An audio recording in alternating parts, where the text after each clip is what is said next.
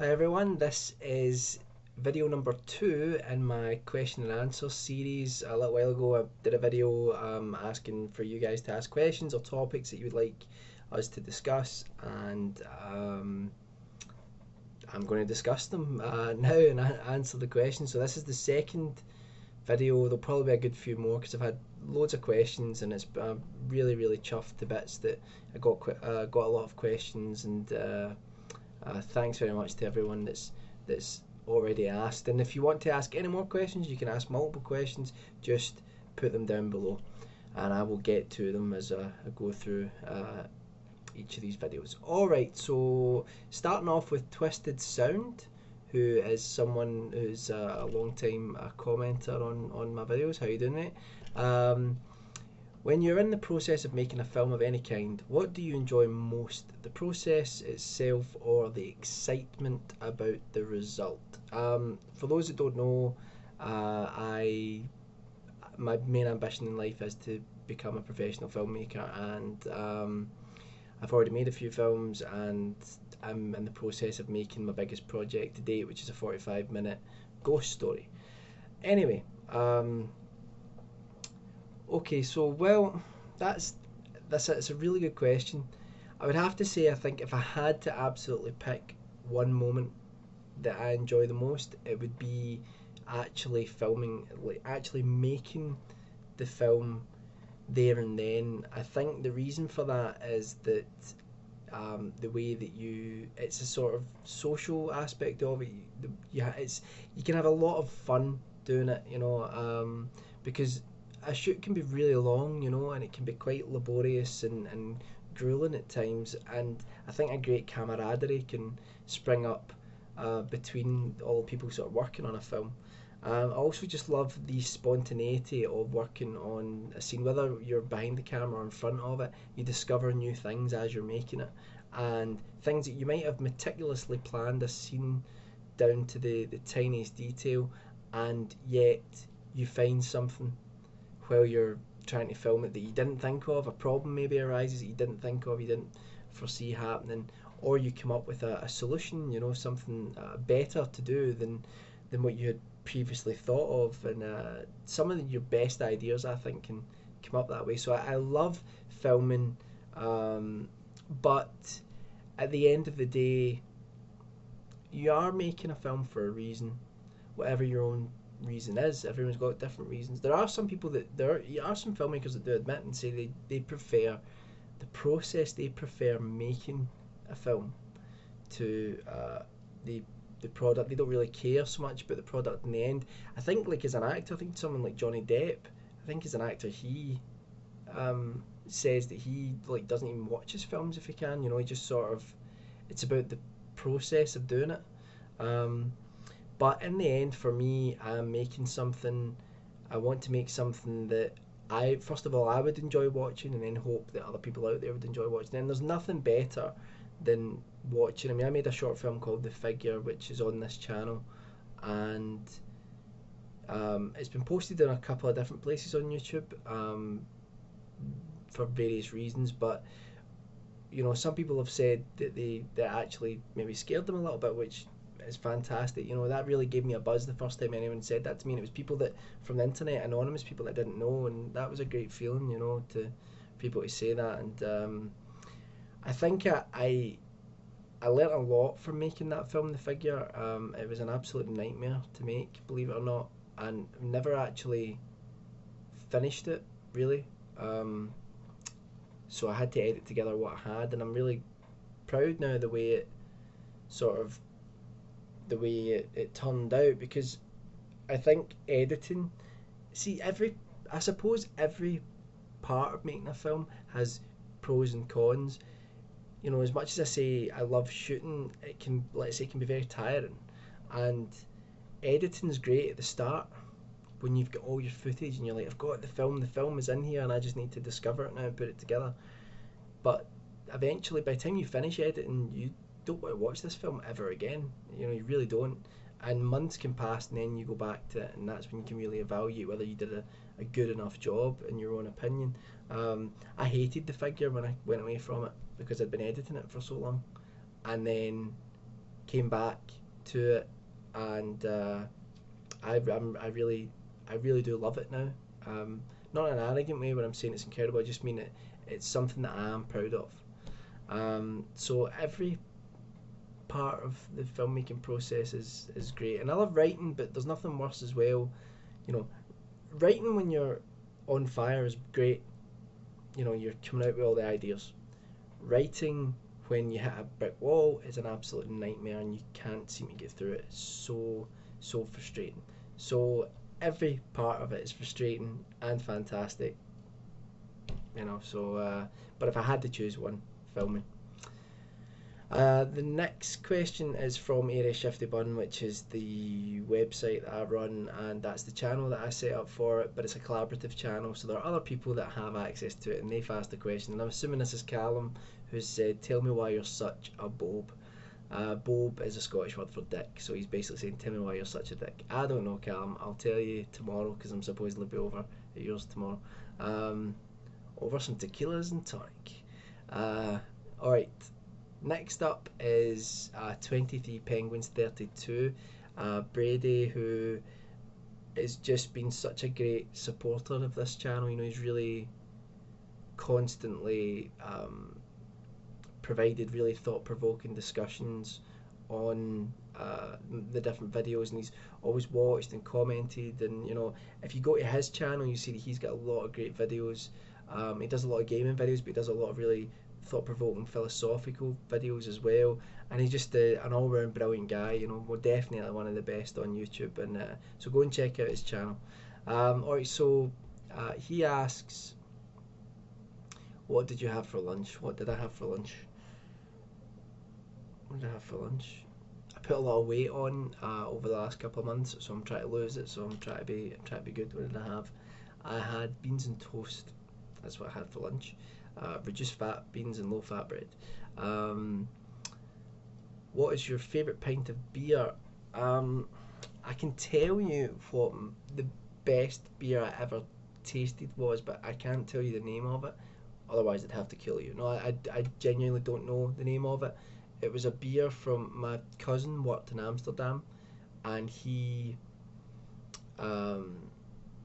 worked for like a brewers in Amsterdam, and he sent over 2 boxes of different beers, all different sort of assortments of from different breweries. And there was this one from a Trappist monks, which is a monastery, and I don't remember the name of it, the exact name of the beer, but I know that it was a blonde beer. I know that it was about 12%, which is really strong for a beer, and I know it tasted of charcoal, which doesn't sound very nice, but it was amazing. There were 2 bottles of it, and I drank both of them, and loved it. Can't remember the name of it. It was years ago, but that's the best beer I've ever tasted. I have to be careful because I'm allergic to a lot of things. You might notice that I'm constantly ill on this channel. I'm always saying how I've been ill and stuff like that, and I do get fed up of saying it, but it's just the way things are. It's nothing serious. It's just I'm like I'm like a serial migraine sufferer, and having a regular heartbeat and stuff like that, and it's all connected, and a lot of time I can take an allergy to something and it sparks all of it off. Unfortunately, different brewing agents and certain beers tend to seem to spark it off, and sometimes I can have something that never sparks it off, and then it sparks it off for some reason because it's combined with something else, and I thought, nightmare. So beers I actually have to be careful with. I can drink them, but I can maybe have like one, and so I'm more a spirit drinker. I drink spirits because they don't have a lot of that stuff in it, and normally I go through sort of phases with that, like gin and you know, a little bit of whiskey sometimes, bourbon, rum occasionally, not so much, but I like tequila. Anyway, okay, so have you been to the States? I have not been to America. I would dearly love to go to America. There's so many places that I would love to see. I should say at this point that I do have difficulty with planes. I've been on a plane, had a bad experience on a plane, and kind of, although I went on a plane once after that, I kind of just, I had a fear of it beforehand, and I did it to face my fear, and like now I'm kind of like, I would only get in a plane if I had to get in a plane. Like if someone said to me, "Do you want to make a film in Los Angeles? You need to get in this plane." I'd be like, "Get me on that plane." But you know, or if I was abroad somewhere and my family needed me to return home instantly, I would get on a plane. But other than that, I don't really want to get in a plane unless I have to. Much to my girlfriend's chagrin, because she obviously it's difficult because we can't travel abroad as easily. I don't mind, like I've went backpacking all around Europe and stuff like that. So I don't mind, you know, I love traveling that way. I love traveling trains, boats, um, you know, because like you meet a lot of interesting characters. I love backpacking, but you know, uh, it's not really for my girlfriend. I don't think so. That can be difficult. But yeah, getting into my personal details here. But yeah, the States, would love to go. Haven't been yet. Um, if you'd received an invitation to the Donner Party, would you have RSVP'd in the positive? I'm not sure. Um, the Donner Party, the only one is that the ones that ended up resorting to cannibalism because they travelled across America and they got snowed in, and they ended up having to eat some of the dead bodies that were there and stuff like that. I That's the only thing I can think of. Donner Party. I'm sure that probably is what it is. Um, do you know? I probably would have went simply because it was like an adventure, and then ended up being in a terrible situation. If it's not that, I apologise. I probably just talk nonsense. It's probably something really obvious, and I don't know anything about it, and you can all laugh at me. Anyway, what's the first film you remember seeing in cinema? Very good question. Um, the first film I remember seeing was The Dark Crystal, which is a Jim Henson film. It was in the 80s. Um, I remember really clearly seeing it. And the funny thing is, the sort of most sort of the strongest image in my head of that experience was going into the cinema and it was daylight, and coming out and it was daylight again, but I couldn't grasp it as a child. Like I think I must have been about 4 or something like that, and I couldn't really grasp it as a child because like I'd went inside and it'd been dark, and it'd been dark for so long that I assumed it would be dark when I went outside, and it was weird. And I think still to this day I go into the cinema and when I come out it's light, I feel a bit strange. Just like, this doesn't make sense.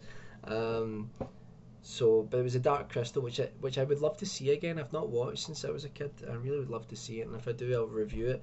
That's certainly the first film I can remember seeing in the cinema. It was a very dark, quite bleak film. I think sort of slow, ponderous fantasy, rather than what you would think from a Jim Henson production. But I remember thinking back on it. At least I think some of it was really impressive, but I was so young, you know. Another film I remember watching was BMX Bandits, and it was in a sort of open air cinema down in Weems Bay, which is a place down in England, on holiday. And I don't know, that could have possibly have been the first film I went to see. Is probably neck and neck, but Dark Crystal I think is the earliest. BMX Bandit stars Nicole Kidman, and it was about BMX bikers getting caught up in some sort of criminal activity, and I used to love it when I was a kid. Alright, so is it true that moss only grows on the north side of trees? I don't know if that's true or not, Brady. I don't know. You tell me. Who's your favourite Doctor? I'm assuming you're talking about Doctor Who.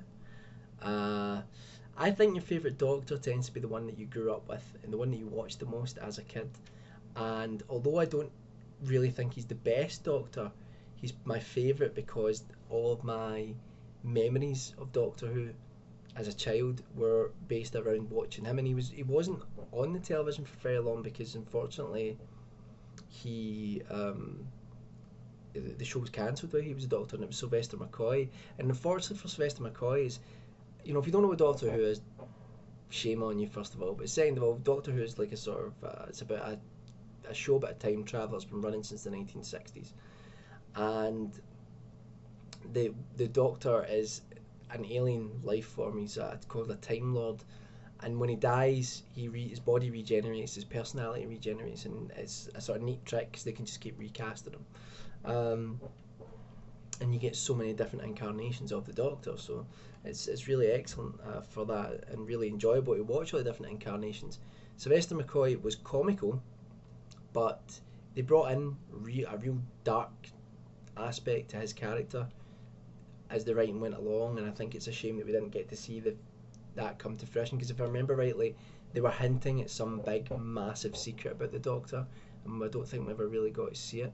But I think everyone that's played the Doctor's been good. I really do. Even Colin Baker, who got fired from Doctor Who, I think did a fantastic job. I think having a dark, sort of brutal Doctor was a good idea, but they dressed him in this funny outfit and gave him stupid storylines. But I think if I was to say the best, I think the first four are the best ones.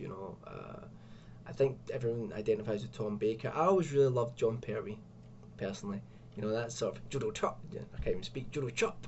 It was hilarious but great. And I really loved John Pertwee in that, and I loved Wurzel Gummidge as well as a kid. So yeah, and seeing him as a Doctor was fantastic. But I have to say as well, although I think the writing it sometimes gets overly complicated for what Doctor Who should be now currently, I think Matt Smith is an amazing Doctor Who. I really do. I think he's absolutely incredible. I didn't think he would be good because he was so young, and then from the first episode, I just thought this guy has nailed it. Absolutely nailed it. He's old and young at the same time, and he's actually, even though he's the youngest to play Doctor Who, he comes across as the oldest in many ways because he comes across as really world weary. Excellent stuff. So that's that. What's your last one? What's in your cupboard you'd most like to eat first?